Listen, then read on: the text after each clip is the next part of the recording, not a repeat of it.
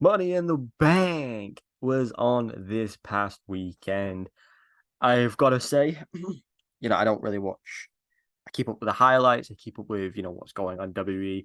This event was truly incredible, an amazing end to the show, an incredible surprise, some phenomenal wrestling at times, and there was never a dry moment. There was weaker matches, but I think everybody put their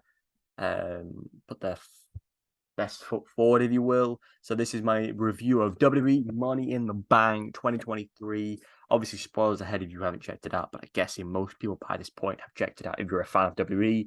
Subscribe like as always, and I'll be back for SummerSlam. I can't see myself doing any Raw, SmackDown, or NXT in between. But again, hopefully I will do a prediction video next time. So let's go into it. So um in yeah, I'll do it. I'll do it in order. So the first match, I believe, if I'm going in order, was the male Money in the Bank match, which in my opinion was the strongest wrestling ability match of the night. I think, when you have the caliber of Logan and Ricochet doing what they do best, the athleticism, even though they sort of fucked up. The table, flip at the end, which basically wrote them both out of the match. I am very glad LA Knight didn't win. I think he's a very overhyped wrestler. Credit to what the guy does. He has a huge pop with the crowd. But Damian Priest or Nakamura would have been my pick for this match. Priest, I think, deserves it the most. I think he's incredible in the ring. His rivalry with Balor at the moment is going to be incredible to watch once Rollins eventually drops the belt. Um, and what's interesting about it is people probably believe it'll be Balor who beats Rollins, and it'll be Balor facing Priest, but I think Priest is definitely going to cash in on Rollins, and then these two are going to do their feud, and then Rollins will go and do whatever he does. He's brought a bit of prestige back to the title, to the world title front, defending on a regular basis, and this match was just really good. I think every wrestler was class. Santos Escobar was brilliant with his high flying ability. He was never going to win, but he just brought a bit of oomph to the match. Pete Dunne, or Butch, if you will, again, great. They were all brilliant in this match, and I think I'm thoroughly happy with Damian Priest because they gave us this moment where you thought LA Knight was going to win. They panned right on him. No one was around. The camera um, was in the best position, and then Priest comes out of nowhere. So I think it was a great end to that match, and I was thoroughly satisfied. I don't know if I'm going to go in order. I'm just going to go with the matches I can remember off by heart. Um, Ronda Rousey teaming up with Shayna Baszler against Liv Morgan and Raquel. This match, I never, because I haven't really been watching the company properly recently. When Shayna came into the ring and attacked Ronda, I was so not zoned out, but I thought it was Raquel who attacked Ronda. Then it was just Shayna beating her down, and obviously with Liv Morgan winning the match, I think it's the correct thing to have them have the belt because it's more realistic for them to lose in the future. With Ronda and Shayna being these powerhouses, it was never realistic that anyone could have ever beat them. But it's going to be really cool to see what they do at SummerSlam and what they do in the next coming weeks. We know they had a segment on Monday Night Raw. And yeah, I'm looking for. I think Liv and Raquel are really good tag partners. I'm looking forward to seeing what they do, and they just need to keep pushing the tag team division in a really good way that elevates them to the same standard as the men, which I don't think they will for the time being, because the caliber of men is just unreal. But I just hope that Liv and Raquel can hold these belts for a while now. I hope that Liv doesn't get injured anytime soon. So yeah, I definitely enjoyed this match. It was a lot better than I thought it was going to be, and obviously the massive twist with Shayna turning on Ronda. So yeah, that was really cool. Intercontinental Champion Gunter versus Riddle. It was a really good match, really good technical fight. They're both brilliant in the ring. They both hold their own. Riddle was never going to walk out this as winner. That's a fact. I never knew who was going to tap out. That was another twist for me. But I think it was a really good match. Gunter had his moments towards the end that signified he was going to win. And then we had the incredible face-off between Gunter and Drew McIntyre, which again is the caliber of a world heavyweight title. To have Rollins and Balor with Priest in that mix, you've got Gunter and McIntyre in this mix, Roman Reigns. and the Usos. You know, you have so many levels of high ability, and it's really, really good at the moment. So love every bit of it. Then you had obviously Cody v Dominic, which I think it was probably the shittest match of the night. I truly thought Brock was going to return and Dom was going to win by distraction or something. But in the end, Cody won clean. And I'm really happy for that. I love Cody in comparison to Dom. I hate Dom with all my fiber. Not because he's a heel. I hate because he can't wrestle to a good standard. He's just shit on the mic. He's going to be awful when he leaves Rhea and the rest of them. He just doesn't have anything that is any connection to Eddie or Rey Mysterio that makes me feel the same. And I'm really grateful Cody won that match.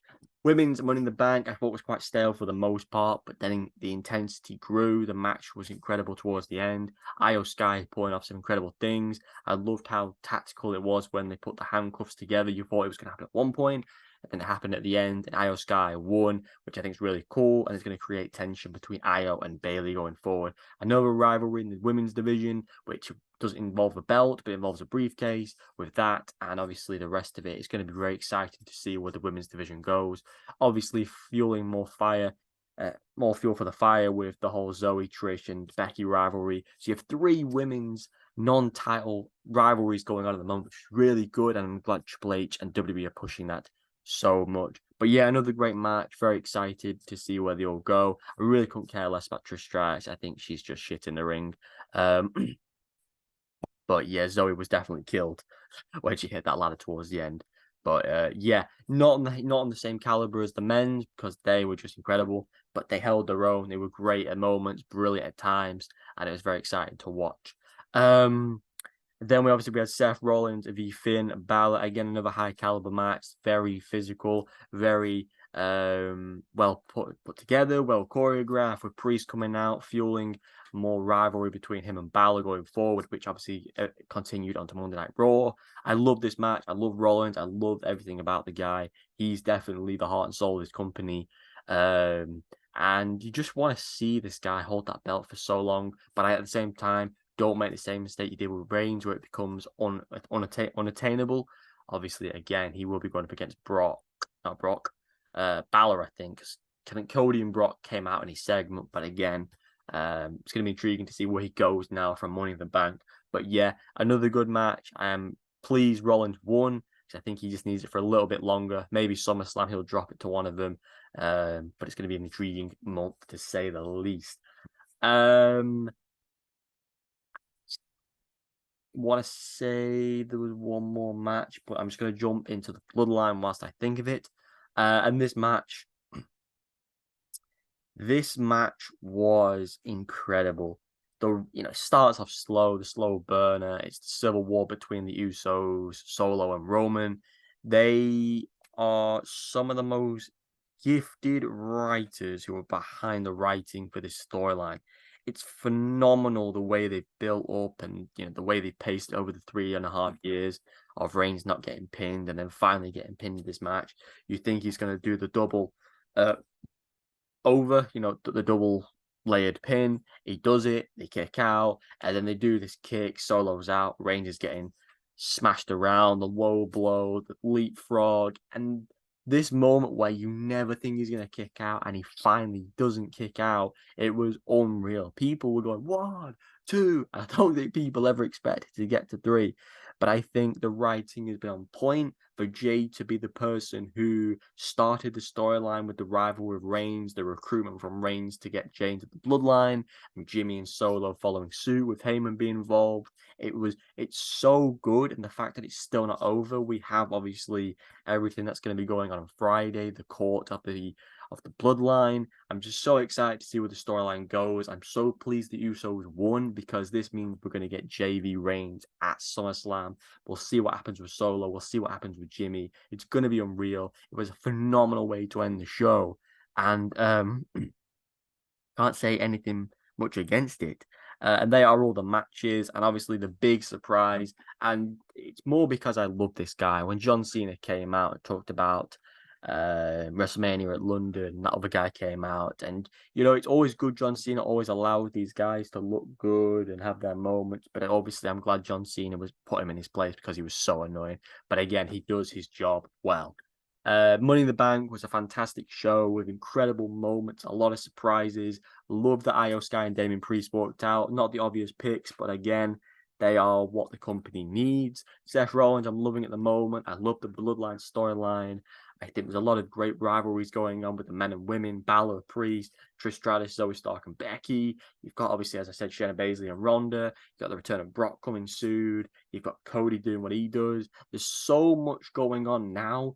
You just want him to keep pushing the belts. What is Owens and Zayn going to be doing next? Where does Matt Riddle? No, yeah, where does Matt Riddle go next?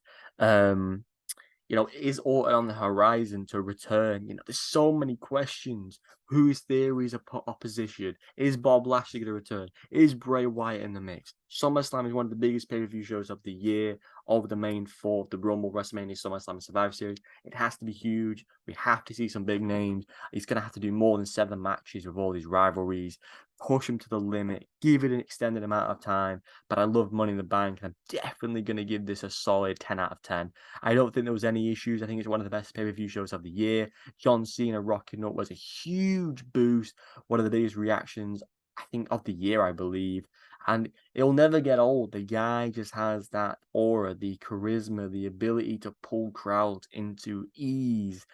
I just loved everything about it. But a brilliant show nevertheless. As I said, I may be back with more WWE videos this month, but I'll be definitely back on August 5th with WWE SummerSlam as soon as possible. So look forward to that. Thanks again for your support. Subscribe, like, and let me know down below in the comments your thoughts on Money in the Bank 2023. See you soon.